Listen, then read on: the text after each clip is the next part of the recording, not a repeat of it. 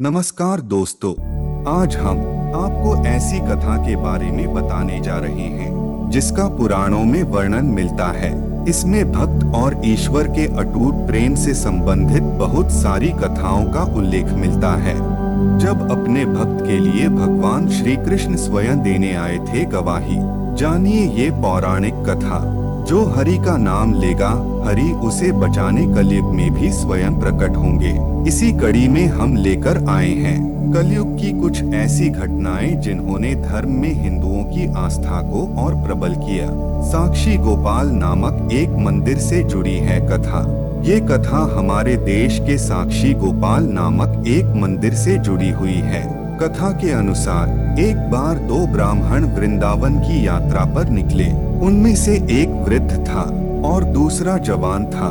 मार्ग लंबा और कठिन था, जिस वजह से उन दोनों यात्रियों को यात्रा के दौरान कई कष्टों का सामना करना पड़ा। उस समय आज की तरह रेलगाड़ियों और बसों की सुविधा उपलब्ध नहीं थी। यात्रा के दौरान युवा ब्राह्मण ने वृद्ध व्यक्ति की खूब मदद की, जिसकी वजह से वृंदावन पहुंचकर उस वृद्ध ब्राह्मण ने कृतज्ञता जताते हुए कहा कि हे युवक, तुमने मेरी खूब सेवा की है।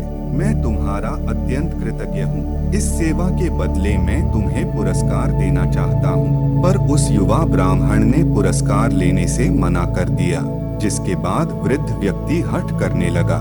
फिर उस वृद्ध व्यक्ति ने अपनी जवान पुत्री का विवाह उस ब्राह्मण युवक से करने का वचन दिया। ब्राह्मण युवक ने वृद्ध व्यक्ति को समझाया कि ऐसा नहीं हो सकता, क्योंकि आप बहुत अमीर हैं और मैं तो बहुत गरीब ब्राह्मण हूँ। फिर भी वृद्ध व्यक्ति अपनी हठ पर अड़ा रहा और फिर कुछ दिन तक वृंदावन में रहने के बाद दोनों घर लौट आए। वृद्ध व्यक्ति ने अपनी बेटी का विवाह ब्राह्मण युवक से तय कर दिया। वृद्ध व्यक्ति ने सारी बातें घर पर आकर बताई कि उसने अपनी बेटी का विवाह एक ब्राह्मण से तय कर दिया है। पर पत्नी को ये सब मंजूर नहीं था। उस वृद्ध पुरुष की पत्नी ने कहा कि अगर आप मेरी पुत्री का विवाह उस युवक से करेंगे तो मैं आत्महत्या कर लूंगी। कुछ समय व्यतीत होने के बाद ब्राह्मण युवक को चिंता होने लगी कि वृद्ध अपने वचन को पूरा करेगा या नहीं। फिर ब्राह्मण युवक से रहा न गया और उसने वृद्ध ब्राह्मण के पास जाकर उसको अपना वचन याद करवाया। वो वृद्ध पुरुष मौन रहा और उसे डर था कि वो अपनी बेटी का विवाह इससे करवाता है तो उसकी पत्नी अपनी जान दे देगी।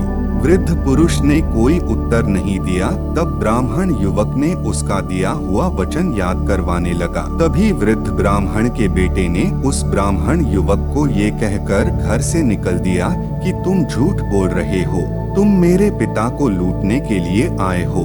फिर ब्राह्मण युवक ने कहा कि ये सारे वचन तुम्हारे पिताजी ने शिवगृह के सामने दिए थे। तब वृद्ध व्यक्ति का ज्येष्ठ पुत्र, जो भगवान को नहीं मानता था, युवक को कहने लगा कि अगर तुम कहते हो कि भगवान इस बात के साक्षी हैं, तो यही सही।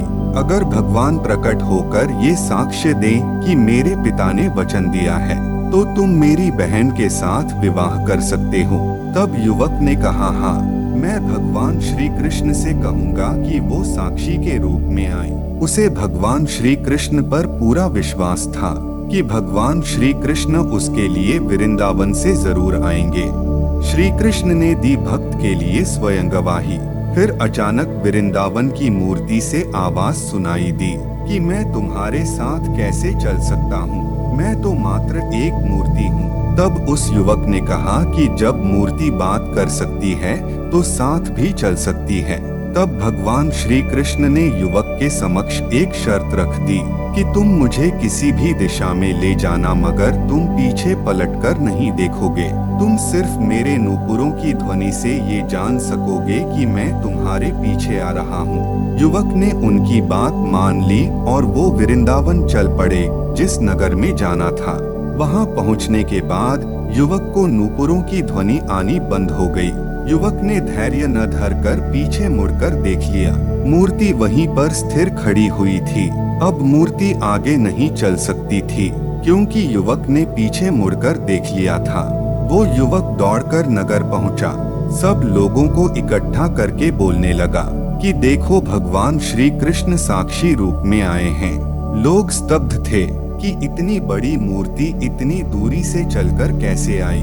फिर भगवान श्री कृष्ण की मूर्ति ने सबके सामने ब्राह्मण युवक की गवाही दी। उसके बाद वृद्ध ब्राह्मण की पुत्री के साथ उसका विवाह संपन्न हुआ। विवाह के बाद उस युवक ब्राह्मण ने श्री विग्रह के सम्मान में उस स्थल पर एक मंदिर बनवा दिया और आज भी लोग इस मंदिर में साक्षात श्री गोपाल की पूजा करते हैं। तो हमारी आज की ये कथा आपको कैसी लगी हमें जरूर बताएं। अगर आपको कहानी पसंद आई हो तो लाइक, शेयर और कमेंट जरूर करें और हमारे चैनल को सब्सक्राइब जरूर करें।